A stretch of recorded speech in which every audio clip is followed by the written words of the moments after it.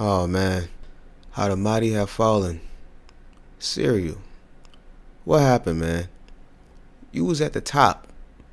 You was looking down on everyone. Carefree and rich, right? That was the plan?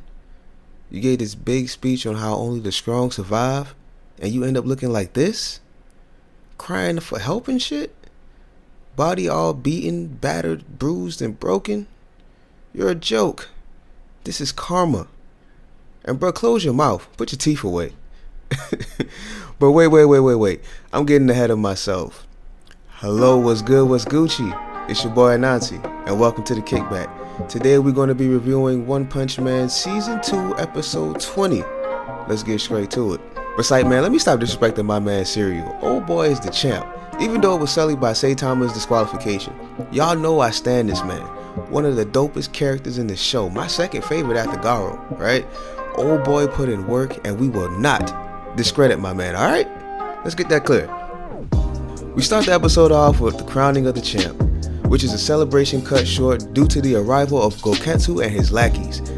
Goketsu, a monster with a threat level of dragon, is actually the very first winner of the martial arts tournament. Thought to be killed, but simply turned into a monster after his defeat. He makes the difference in power known between him and the other fighters by literally kicking pro heroes Snake and Lightning Max. Then he introduces the coveted monster cells once again and basically forces the fighters to either give up their humanity and become monsters or die. It's that simple. Not surprisingly enough, we get a few of the weak fighters jumping at the bit to become monsters, you know, all that jazz and whatnot. But who cares about them? Y'all just there to fluff the minutes, honestly. I mean, look at this dude. They didn't even try with his his design, man. Like it's so bad. But speaking of designs, right? The stronger fighters come through and decide to rid themselves of humanity, and we actually get some decent looks. Except this nigga. Chose, right? The perfect being. Actually has one of the best looking designs this season.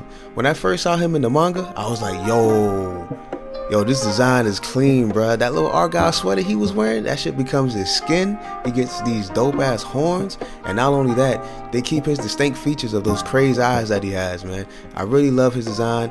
At first I didn't like the color palette, but then I actually I watched the episode again. I was like, you know what, that red and black actually does look clean. So I like the color palette on his design, and I might actually have to add him to my list of characters to draw for my speed drawing videos. You know, check those out on my channel real quick. You know, shameless plug. There are only 3 so far, but we got more coming. You know, at least 1 or 2 a week starting this week, you know. Anyway, getting back to the subject at hand, we got 3 new monsters to deal with, and a handful of lackluster fighters to rely on. Until my man SUIRYU decides he wants to get some ass and clean up shop just to take this girl out, right? From here on out, the episode picks up and we see my boy back in action once again. Here he is shining. Here he is shining to take the day. You know what I'm saying? He quickly takes out the fodder. You know, we get rid of them. And we're left with a nice little matchup between Chose and SUIRYU. Now here I wish the fight could have been animated a little bit better, you know, some movie quality. But you know, we're not going to get into the topic of animation when it comes to One Punch Man because you got different studios, alright? Nothing we can do.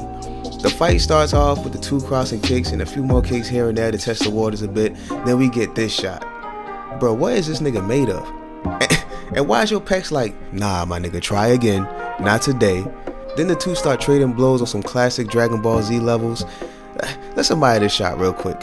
The manga is better, but this is definitely on the list to draw. Again, check out my speed drawing videos. You know, shameless plug. Check them out. Then Chose unveils a new move, basically Pikachu's Thunderbolt, and decides to not only rule the world, but rid it of people that do not meet his exact standards.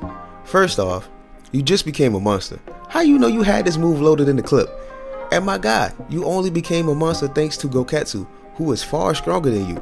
You talking reckless if you think you about to rule or get rid of this man. I mean, let's be real, alright? SUIRYU deflects the attack again on some Dragon Ball Z shit.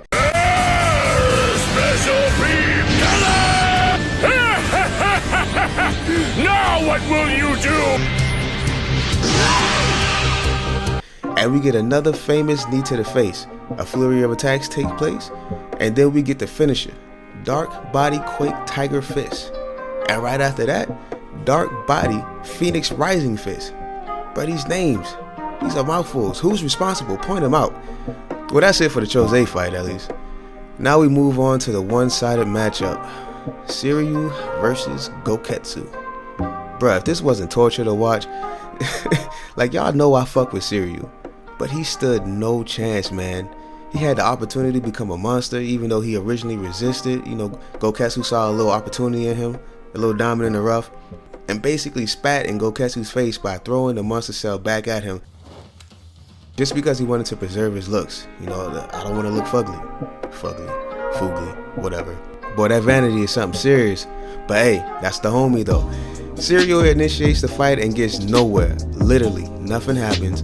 Old boy is unbothered to the maximum. At least SUIRYU looked good trying though. I mean, look at these shots. Old boy was definitely putting in work. You can't say he didn't try. Goketsu was just too much. Dragon level is far beyond SUIRYU's strength, and it was made painfully obvious during this fight. Roll that beautiful beam footage.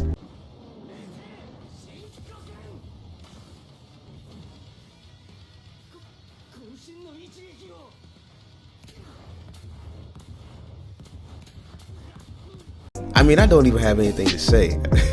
This is an L SUIRYU gotta take.